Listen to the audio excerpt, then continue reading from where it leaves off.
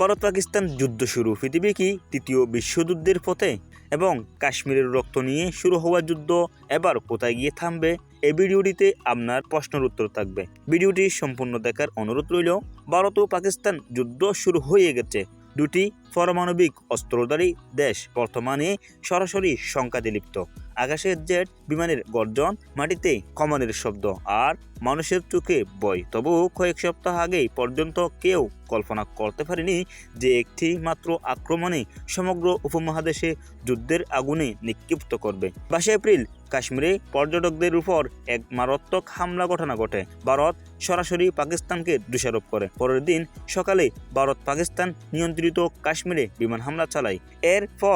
এর নাম দেওয়া হয়েছিল অপারেশন সিন্দুর। পাকিস্তান তাৎক্ষণিকভাবে প্রতিশোধ নেই। এখন সীমান্তের উভয় পাশেই গুলি, বোমা এবং মৃত্যু। ভারত দাবি করছে যে তারা সন্ত্রাসীদের ঘাঁটি ধ্বংস করছে। পাকিস্তান বলছে ভারতীয় হামলা বেসামরিক মানুষ মারা যাচ্ছে। দুই দেশের মধ্যে বাকযুদ্ধ এখন সরাসরি ক্ষেপণাস্ত্র যুদ্ধে পরিণত হয়েছে। পাকিস্তান দাবি করছে যে তারা 5টি ভারতীয় যুদ্ধবিমান ভূপাতিত করেছিল।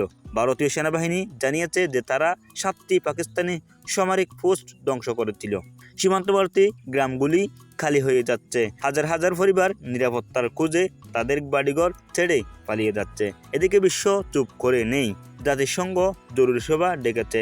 চীন ভারতের বিরুদ্ধে কথা বলছে যে ভারতের বিমান হামলা আঞ্চলিক স্থিতিশীলতার জন্য হুমকি স্বরূপ। যুক্তরাষ্ট্র উভয় পক্ষকে সংযম প্রদর্শনের আহ্বান জানিয়েছে। বাজার ইতিমধ্যে প্রতিক্রিয়া দেখাতে শুরু করেছে। শেয়ার বাজার পতন হচ্ছে, সোনার দাম বাড়ছে। বাংলাদেশেও চুপ নেই। সীমান্তে অতিরিক্ত নিরাপত্তা মোতায়েন করা হয়েছে। সরকারি স্তরের উচ্চ সতর্কতা জারি করা হয়েছে।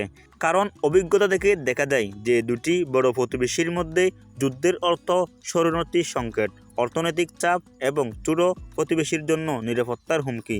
এখন প্রশ্ন হলো, এই যুদ্ধ কি সীমান্তের মধ্যেই সীমাবদ্ধ থাকবে নাকি এটি আন্তর্জাতিকভাবে ছড়িয়ে পড়বে?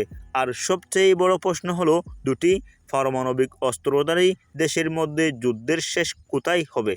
এই ভিডিওটি দেখে আপনার কেমন লাগলো অবশ্যই মতামতগুলো কমেন্ট বক্সে জানাবেন। এবং আপনি যদি আমাদের চ্যানেলের প্রথম হয়ে থাকেন অবশ্যই আমাদের চ্যানেলটি সাবস্ক্রাইব করবেন, ফেসবুক পেজটি অবশ্যই ফলো করবেন, লাইক কমেন্ট শেয়ার করবেন। খুদা হাফেজ। দেখা হচ্ছে নেক্সট কোনো ভিডিওতে। ততক্ষণ পর্যন্ত ভালো থাকবেন, সুস্থ থাকবেন, নিজের খেয়াল রাখবেন। আসসালামু আলাইকুম ওয়া রাহমাতুল্লাহি ওয়া বারাকাতুহু।